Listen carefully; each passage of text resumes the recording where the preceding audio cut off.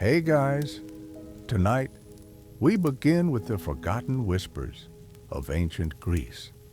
Not the thunderous tales of Zeus hurling lightning bolts, not the epic battles that shook Mount Olympus, but the quiet stories that slipped through cracks in marble temples and settled into the dreams of shepherds. These are the myths that ancient Greeks told their children when the moon hung low and the olive groves swayed in silence. So before you get comfortable, take a moment to like the video and subscribe. But only if you genuinely enjoy what I do here. And let me know in the comments where you're tuning in from and what time it is for you. It's always fascinating to see who's joining us from around the world. Maybe share this with a friend who needs better sleep tonight. Now, dim the lights, maybe turn on a fan for that soft background hum, and let's ease into tonight's journey together. You've heard the wild Greek myths, heroes slaying hydras, gods waging wars, monsters terrorizing cities. But tonight, you'll hear the quiet ones, the stories that drift through time like morning mist over ancient hillsides. Stories that were never meant to wake you up, but to carry you gently into sleep. These are the tales of gods who tended gardens instead of battlefields, of deities who whispered instead of roared, of moments when even the immortals paused to watch bees gather honey or rivers flow toward distant seas. Tonight, we visit the Greece that existed between the epic battles, in the spaces where silence held more power than any sword. The first story begins with Morpheus, but not the way you might expect. You won't find him commanding armies of dreams or wielding supernatural powers. Instead, you'll discover him in his quieter moments, when he moved through the realm of sleep like a gentle gardener tending to the landscapes of human rest. You find yourself walking through a grove where time moves differently. The air smells of lavender and distant rain. Here, in this place that exists only when eyes close and breathing slows, Morpheus works his quiet craft. He doesn't arrive with trumpets or fanfare. He simply appears, the way shadows lengthen at sunset, gradual and inevitable. His workshop is not a forge of thunder and lightning, but a garden of sleeping flowers. Poppies nod heavy heads in eternal twilight. Night-blooming jasmine releases its perfume into air that never quite becomes morning. And there, among beds of moonflowers that open only in darkness, Morpheus shapes the dreams that will visit mortals when they surrender to sleep. You watch as he moves between the flower beds, his fingers trailing silver dust that sparkles briefly before dissolving into the soft earth. Each grain of that dust will become a dream, not the wild, fevered visions that jolt you awake, but the gentle ones that cradle your mind like a mother's lullaby. Dreams of walking through familiar places that feel like home. Dreams of conversations with old friends whose faces you can almost remember upon waking. He pauses beside a pool of still water, its surface reflecting not the sky above, but the sleeping faces of mortals across the ancient world. A farmer in Arcadia, his weathered hands finally still after a day of tending olive trees. A weaver in Athens, her shuttle set aside, her breathing deep and even. A fisherman on some distant island, rocked gently by waves that lap against his small boat. Morpheus reaches into the pool, and the water doesn't ripple. Instead, it parts like silk, allowing him to touch each sleeping face with the gentleness of evening breeze. To the farmer, he gives dreams of endless harvests, golden wheat swaying under benevolent suns. To the weaver, he offers visions of threads that shimmer like starlight, creating tapestries more beautiful than any earthly loom could produce. To the fisherman, he grants the sight of seas so clear they seem like liquid crystal, where friendly dolphins guide his nets toward silver schools of fish. These are not the dreams that ancient poets sang about in great halls. These are the quiet gifts that Morpheus bestowed on ordinary people who worked with their hands and slept deeply because their labor was honest and their hearts were peaceful.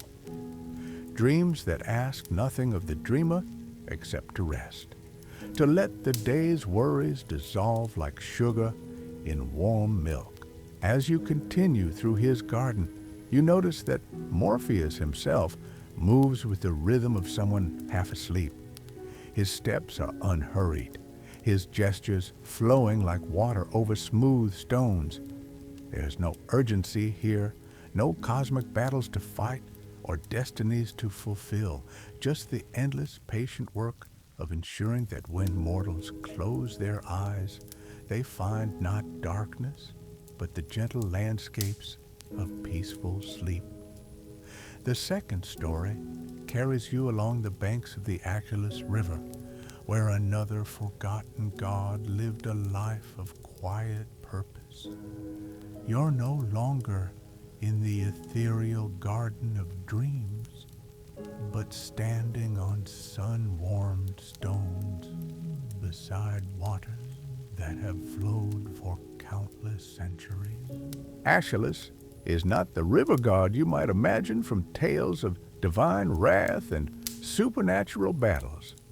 Here, in the gentler version of his story, he's simply the guardian of fresh water, the one who ensures that springs never run dry and that streams continue their eternal journey toward the sea. You watch as he rises from the water, not in a dramatic surge of waves and spray, but with the gradual grace of morning mist lifting from a lake. His form shifts between man and water, sometimes solid enough to cast a shadow, sometimes transparent as the river itself. Droplets cling to his beard like tiny pearls, and when he moves, you hear the soft sound of water flowing over pebbles. His daily routine is meditation in motion. He walks the length of his river from the mountain springs where snowmelt first touches stone to the delta where his waters finally embrace the sea. Along the way, he tends to the small miracles that keep the river ecosystem in perfect balance. He encourages the shy trout to spawn in quiet pools. He guides the roots of willow trees toward the water's edge, where they'll help prevent erosion. He whispers to the water birds, ensuring they know where the fishing is best.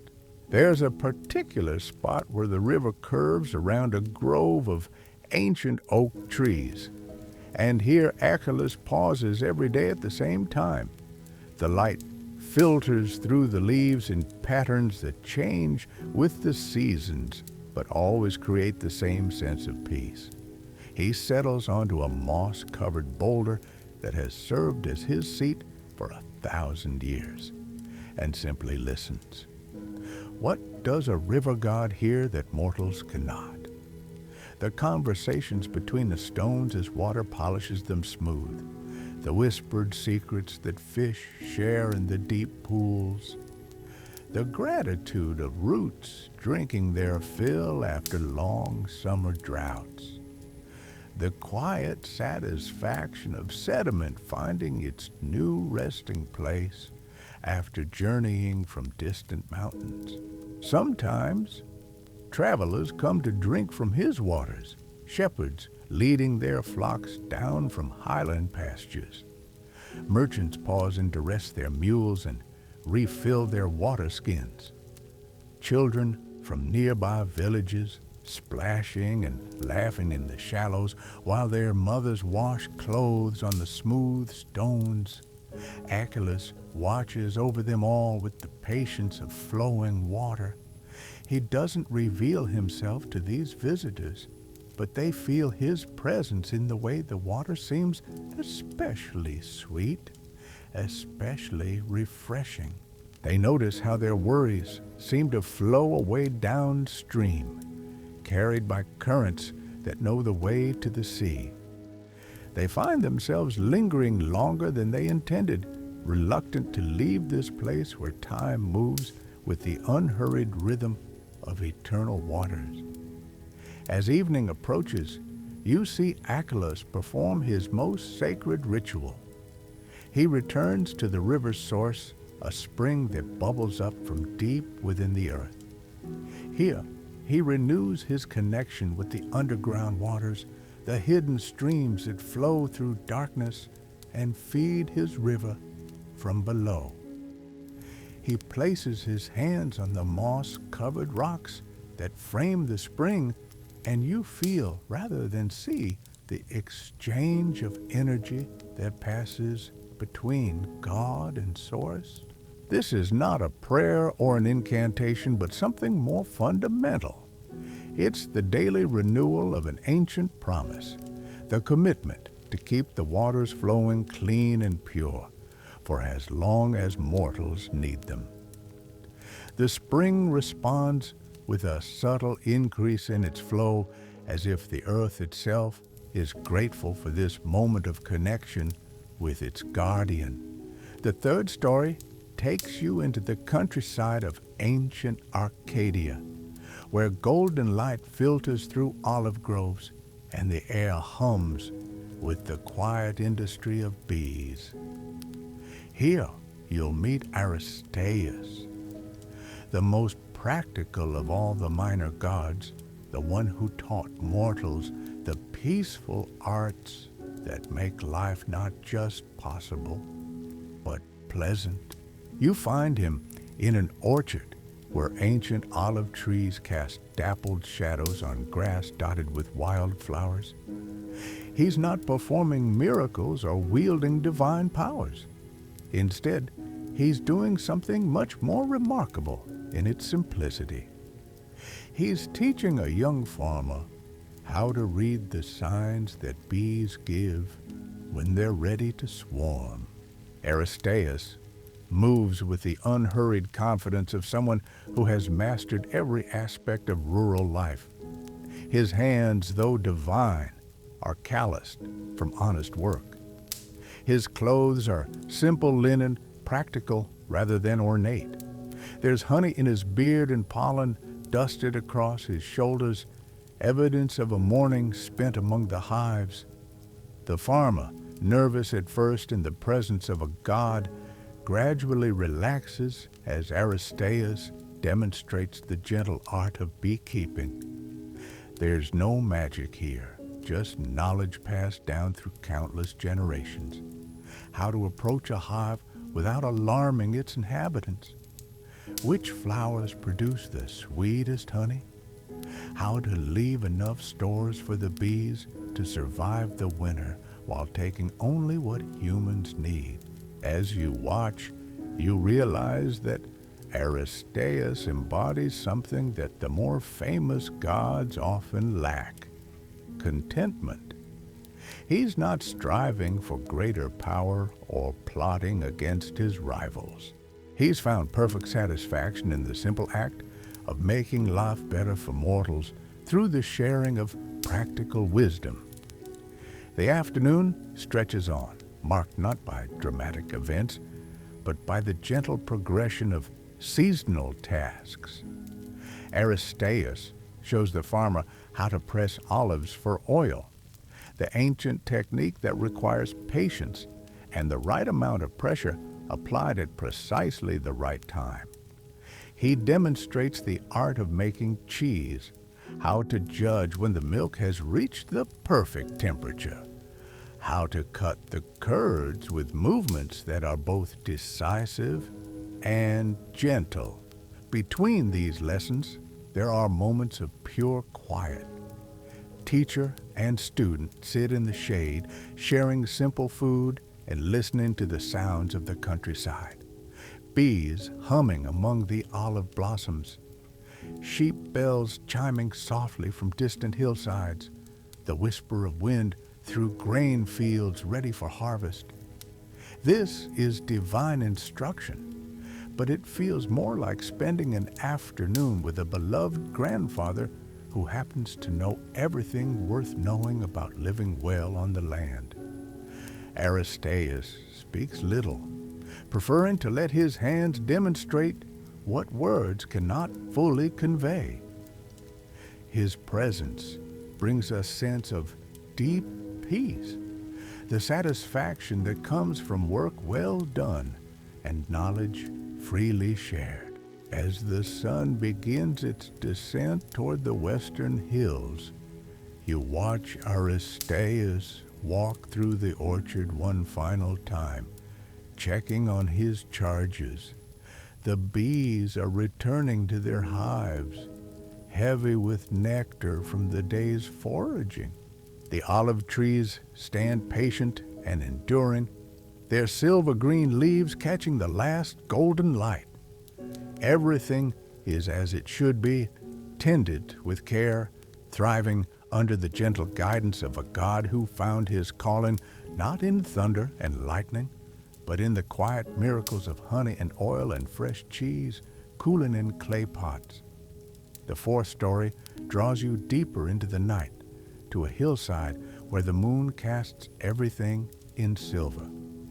Here you encounter Ashiloas, whose very name means she who washes away pain.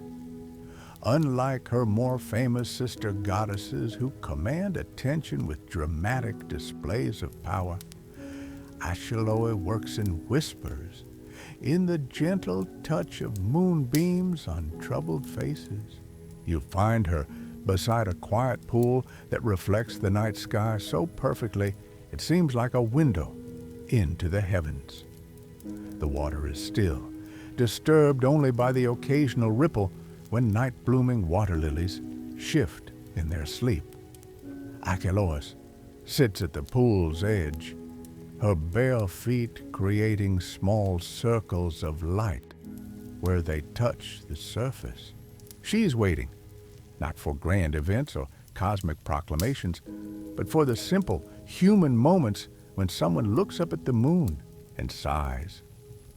In villages scattered across the ancient world, people step outside their homes and lift their faces to the night sky.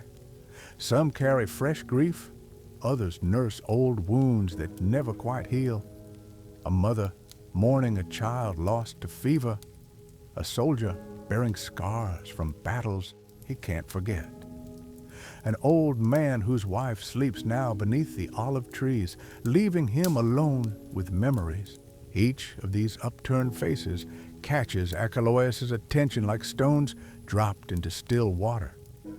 She sees them all reflected in her pool, their pain shimmering across the surface in patterns of silver and shadow.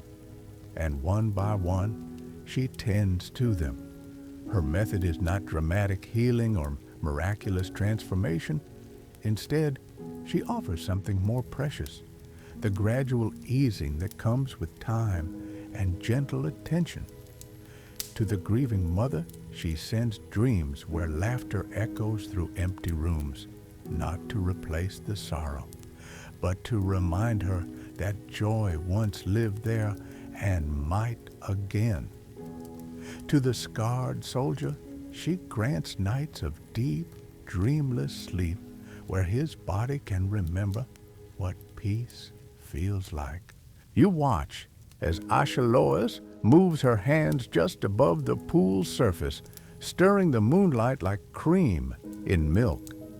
The reflected faces in the water grow softer, their tight expressions relaxing as her influence reaches across the miles. She doesn't take away their pain completely, but she gentles it.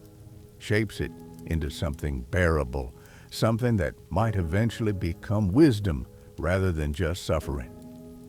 The work requires infinite patience. Some nights, the same faces appear again and again in her pool, returning with their familiar aches. Achillois never shows frustration or weariness.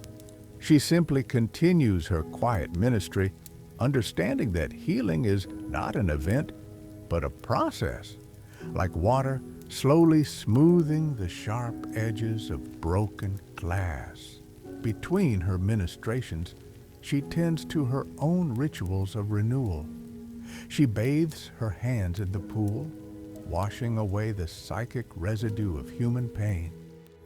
She braids night-blooming jasmine into her hair, the scent helping her maintain the emotional distance necessary for her work.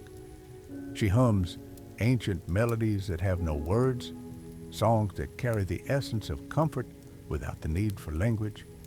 As the night deepens, you notice how the quality of moonlight changes under her influence. It becomes softer, more diffuse, like light filtered through layers of silk. This is her gift to the world. Moon-touched nights when sleep comes easier, when worries fade to manageable shadows, when the darkness feels protective rather than threatening. The old woman who cannot sleep for thinking of her departed husband finds herself drowsing in her chair by the window, a gentle smile playing at the corners of her mouth as she dreams of dancing with him in fields of asphodel. The young father, exhausted from caring for his sick daughter, finally allows his eyes to close, trusting that morning will bring better news. The merchant, anxious about debts and failed ventures, feels his shoulders relax as he watches moonlight paint silver paths across his bedroom wall. This is Achillois at work, not commanding or demanding attention, but simply being present in the way moonlight is present, asking nothing, offering everything. Her influence spreads like ripples in still water, touching lives with such subtlety that mortals never quite realize they've been blessed by a goddess. They simply wake feeling more rested, more hopeful, more capable of facing whatever the new day might bring. As dawn approaches, you see Achillois perform her own ritual of rest. She gathers the last of the moonlight, cupping it in her hands like liquid silver, then releases it to join the approaching sunrise. The pool grows still once more, reflecting now the pale sky of early morning instead of star-filled darkness. Her work here is done until the moon rises again, and she fades like mist before the warming sun, leaving only the faintest scent of jasmine to mark her presence. The fifth and final story leads you to a grove where ancient trees grow in perfect circles, their branches intertwined like the fingers of old friends. This is where you'll encounter the most forgotten deity of all, one whose name has been lost to time, but whose presence lingers in every place where nature thrives in harmony with itself. You arrive as morning light filters through leaves that seem to catch and hold the golden rays before releasing them in gentle cascades. The air here tastes of green things growing, of earth rich with centuries of fallen leaves, of water running clear over smooth stones. This nameless God embodies not any single aspect of nature, but the connections between all living things. He appears gradually, like focusing your eyes on a pattern hidden in bark and shadow. At first, you see only the grove itself, then slowly recognize the figure who moves among the trees with such perfect harmony that he seems to be part of the forest itself. His skin has the texture of bark. His hair flows like water, His eyes hold the deep green of leaves in summer shade. This God speaks no words, teaches no lessons, grants no obvious boons. Instead, he simply tends to the invisible threads that bind the natural world together. He adjusts the angle of a branch so it better shelters a bird's nest. He guides the roots of competing trees so they share resources rather than fighting for them. He whispers encouragement to a struggling seedling trying to reach sunlight through the forest canopy. You realize you're witnessing something that happens constantly throughout the natural world, but usually passes unnoticed by human eyes. The God is facilitating the million small cooperations that make ecosystems thrive. The mycorrhizal networks that allow trees to share nutrients. The chemical signals that warn plants of approaching dangers. The seasonal migrations that bring exactly the right pollinators to exactly the right flowers at exactly the right time. His presence creates a bubble of perfect balance where nothing is wasted and nothing is wanting. Predators hunt only what they need.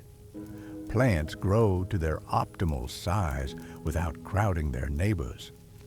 Water flows in patterns that nourish everything it touches. Death, when it comes, feeds new life so seamlessly that the transition feels more like transformation than ending. As you walk deeper into the grove, you begin to understand that this God represents something that modern minds have almost forgotten. The possibility of existence without conflict, growth without conquest, abundance without excess. The trees here are ancient beyond measure, yet they show no signs of disease or decline. They've simply found their perfect place and settled into it with the contentment of beings who know they belong. The God notices your presence but shows no surprise. To him, you're simply another element in the grove's complex web of relationships. He gestures toward a fallen log where shelf fungi create natural steps, inviting you to sit and become part of the forest's quiet rhythm. The wood is warm from captured sunlight, soft with moss that cushions without complaint. Time moves differently here, measured not by clocks or calendars, but by the slow pulse of sap rising and falling, by the gradual turn of seasons that bring snow and rain and sunshine in their proper order. You find yourself breathing more slowly, thinking more clearly, feeling more connected to the life that flows through everything around you. The God continues his work, so subtle you might miss it if you weren't paying attention. A touch here that encourages a flower to open. A breath there that carries seeds to fertile ground. A gesture that guides a lost butterfly toward the nectar it needs. Each action is small, almost insignificant on its own, but together they weave a tapestry of such intricate beauty that you begin to understand why ancient peoples saw divinity in every grove and stream. As afternoon settles into evening, you watch the God prepare the grove for night. It's not a dramatic sunset ritual, but something more like a mother tucking children into bed. He adjusts the position of leaves to create perfect pockets of shadow where small creatures can rest safely. He strengthens the web of roots beneath the forest floor to ensure that nutrients will flow freely while the trees sleep. He whispers to the night-blooming flowers, encouraging them to open their petals to catch the moonlight. The transformation is gradual but complete. The grove shifts from its daytime configuration to its nighttime form. each plant and creature finding exactly the right position for rest and renewal. You realize you're witnessing something miraculous disguised as ordinary, the daily miracle of a world that knows how to take care of itself when tended by hands that understand the deepest laws of harmony. As darkness deepens and the first stars appear through the canopy, you understand that this nameless God represents perhaps the most important truth of all, that peace is not the absence of activity, but the presence of perfect balance, that abundance comes not from taking more, but from needing less, that the deepest magic lies not in dramatic displays of power, but in the quiet persistence of life itself, always growing, always adapting, always finding new ways to thrive. The grove settles into its nighttime rhythms, and you find yourself growing drowsy in harmony with the sleeping trees. The God's presence becomes even more subtle now, less a figure you can see and more a feeling of absolute safety, of being held by forces that have been tending life on this earth since the first seed took root in the first handful of soil. Your eyes grow heavy as the grove's gentle rhythms sync with your own breathing. The nameless God's presence wraps around you like a blanket woven from starlight and shadow, and you feel yourself being drawn deeper into the ancient peace that flows through this sacred place. But this is not where our journey ends. As you drift on the edge of sleep, the grove begins to shift and change around you. The trees remain, but now they're younger, their branches reaching toward a different sky. You're moving backward through time, watching the grove as it was centuries ago, then millennia, until you arrive at the very beginning of its story. Here, in this primordial moment, you witness the birth of harmony itself. The first seeds settling into virgin soil, the first roots finding water, the first leaves unfurling to catch sunlight that has never before touched this particular patch of earth. And overseeing it all, the nameless God in his youngest form, learning his craft through endless patience and quiet observation. You watch him make his first mistakes and discover his first successes. See how he learns to read the language written in the curve of stems and the color of leaves. Watch him develop the gentle touch that encourages growth without forcing it, that guides without controlling. This is divinity in its most humble form, power expressed through service rather than dominance. The grove grows around you in time-lapse beauty. Seasons cycle past like pages turning in an ancient book. You see the first animals arrive, tentative at first, then bold as they discover this place of perfect safety. Birds nest in branches that bend to cradle their eggs. Deer drink from streams that run exactly where they need water most. Even the predators hunt with restraint here, taking only what maintains the balance. As centuries pass, you begin to understand that you're not just witnessing the growth of a grove, but learning the deepest secret of contentment. The nameless God never seeks to expand his domain or increase his power. He simply tends what he's been given with such complete attention that it becomes perfect in its own small way. This is his gift to the world and to you. The knowledge that enough is a feast, that small can be complete, that tending what you have is more valuable than seeking what you lack. The vision fades gradually like morning mist dissolving in sunlight. You find yourself back in your own time, in your own space, but carrying within you the memory of that perfect grove and the God who tends it still. Your breathing has slowed to match the ancient rhythms you witnessed. Your heartbeat has found the steady pulse that flows through all growing things. These 5 forgotten gods of Greece offer you their gifts as you settle toward sleep. From Morpheus, the understanding that dreams need not be dramatic to be meaningful, that the gentle visions that carry you through the night are as precious as any epic adventure. From Achilles, the knowledge that peace flows like water, always finding its way around obstacles, always moving toward its destination with patient persistence. From Aristeas, you learn that the most valuable magic lies in simple skills shared with generous hearts, that teaching someone to tend bees or press olives is as divine an act as hurling thunderbolts. From Achiloa, you discover that healing happens in moonlight and whispers, in the gradual gentling of pain rather than its dramatic erasure.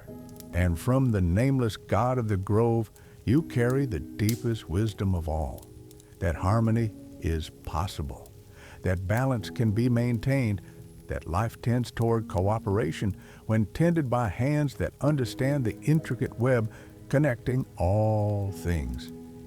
As these had ancient blessings settle into your consciousness like sediment in still water, you feel your connection to the rushing world of daylight growing fainter. The urgent demands of tomorrow seem less pressing when viewed from the perspective of gods who measure time in seasons and centuries rather than hours and minutes. Your muscles relax into the support beneath you. Your thoughts slow like honey, cooling in the comb. The gentle wisdom of these forgotten deities wraps around you like the softest wool, spun from the dreams of sheep who graze in meadows touched by divine hands. In the distance, you hear the sound of water flowing over stones, the whisper of wind through olive leaves, the drowsy hum of bees returning to their hives as evening falls. These sounds don't come from any earthly source, but from the realm where these gentle gods still work their quiet miracles, tending the spaces between waking and sleeping, between knowing and dreaming. The boundaries of your physical form begin to blur. You're no longer quite sure where you end, and the ancient stories begin. Perhaps you're floating in Morpheus's garden among the night-blooming flowers. Perhaps you're sitting beside Achelos's river, your feet trailing in water that has been flowing since the world was young. Perhaps you're walking through Aristeas's orchard, your hands trailing through wheat heavy with grain, your lungs filled with air sweet with honey and olive blossoms. These are not just stories you've heard, but places you've visited, gods you've met, wisdom you've received directly from immortal hands. The memory of their presence lingers in your body like the warmth of sunlight absorbed by stone, radiating gently outward as the hours of darkness deepen around you. Your breathing has found its natural rhythm now, deep and even, like the tide that knows without thinking when to advance and when to retreat. Each exhale carries away a little more of the day's accumulated tension. Each inhale brings you deeper into the realm where these gentle gods hold eternal watch, ensuring that sleep comes softly and dreams arrive like gifts wrapped in starlight. The forgotten myths of Greece live on not in marble temples or golden statues, but in moments like this, when the barriers between ancient wisdom and modern rest dissolve like mist before the morning sun. They remind you that divinity doesn't always announce itself with thunder. Sometimes it whispers in the rustle of leaves, speaks in the language of flowing water, teaches through the patient example of bees working in harmony with flowers. As you sink deeper into the embrace of sleep, these five gentle gods continue their eternal work, somewhere in the realm between dreaming and waking. Morpheus tends his garden of sleeping flowers, preparing the visions that will visit you in the hours before dawn. Aeschylus flows on through his eternal river, carrying away the day's worries toward distant seas where they'll dissolve like salt in infinite water.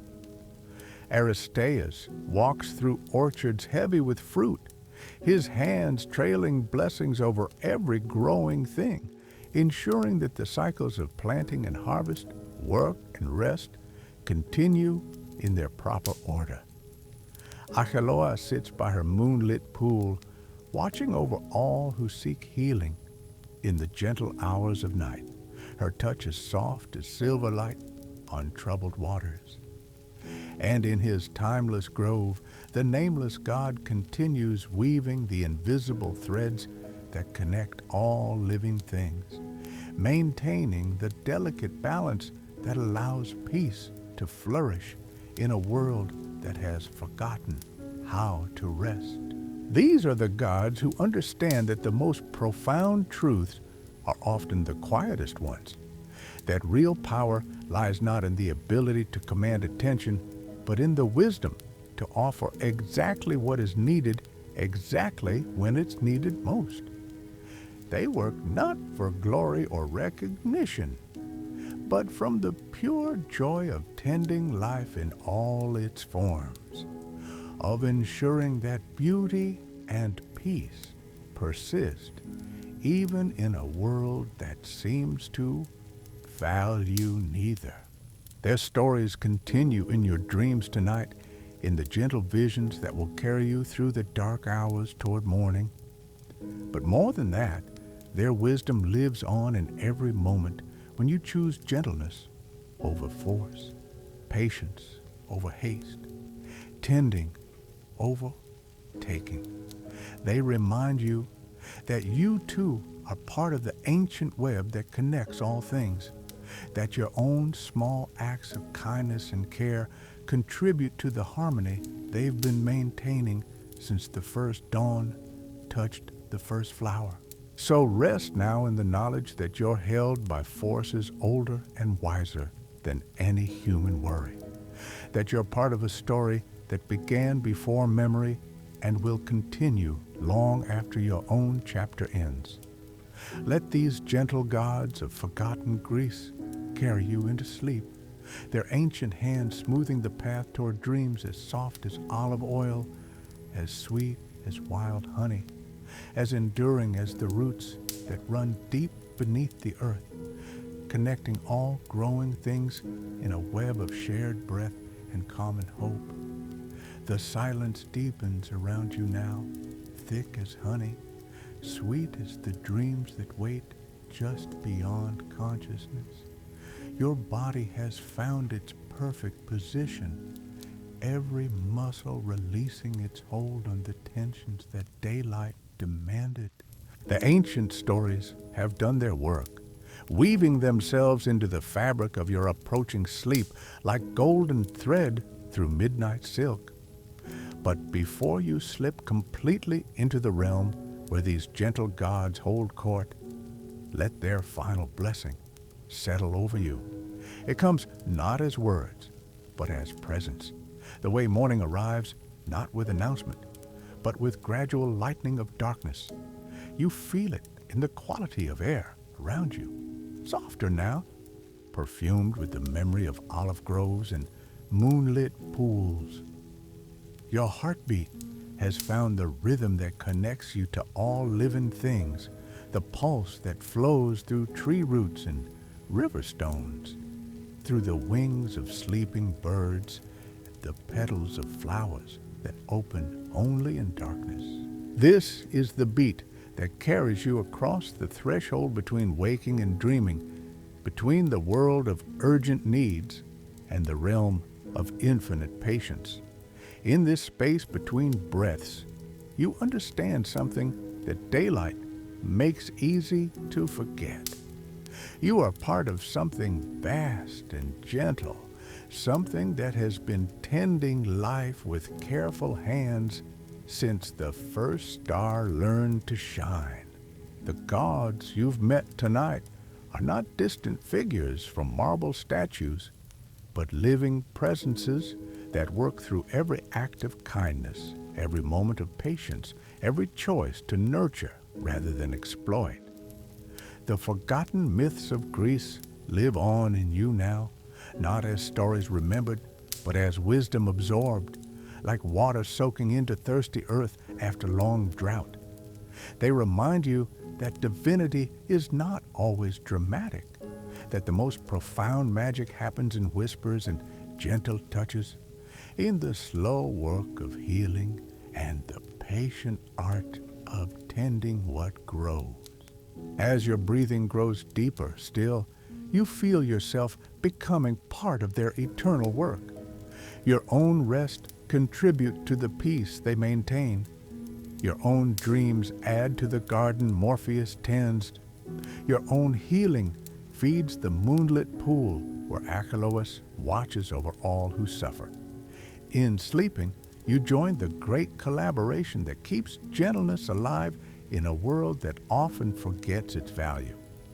The last conscious thought that drifts through your mind is a recognition, soft as the settling of dew on morning grass.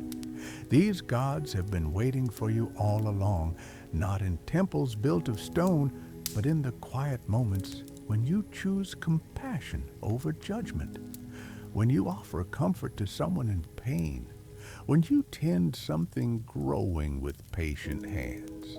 They live in every lullaby sung to a frightened child, every gentle word offered to someone carrying grief, every moment when you pause to notice the beauty that surrounds you. If you only slow down enough to see it, they are the gods of ordinary miracles, the deities who understand that the most sacred work is often the quietest work.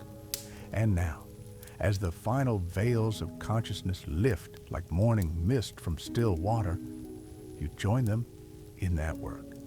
Your sleep becomes an offering, your dreams a prayer, your rest a gift to the world that needs more peace and less urgency, more tending and less taking. The ancient stories fade into the background now, not forgotten, but transformed, becoming part of the landscape of your inner world. They'll be there when you wake, not as memories of tales heard, but as wisdom that has taken root in the deepest soil of your being. They'll influence how you move through tomorrow, how you speak to those who need gentleness, how you tend the small corners of the world that are yours to care for. But all of that belongs to morning. For now, there is only this moment of perfect surrender, this crossing into the realm where these gentle gods of forgotten Greece continue their eternal work. They welcome you not as a visitor, but as a fellow tender of the sacred ordinary, a keeper of the flame that burns quietly in every heart, that chooses love over fear, patience over haste, healing over harm. The last sensation you're aware of is the feeling of being held, not by human arms, but by something far older and more reliable. The embrace of earth that has been supporting life for countless eons. The cradle of air that has been carrying breath between living things since the first creature learned to breathe. The gentle current of time that flows like Acalusa's river, carrying all things toward their proper destination with infinite patience and care. Sleep well, and may these gentle gods of forgotten Greece carry you through peaceful dreams until morning finds you rested and renewed. If this journey brought you comfort tonight, please share it with someone who needs better sleep. Subscribe if you'd like more quiet stories from the ancient world. And let me know in the comments where you're listening from and what time it is where you are. Sweet dreams.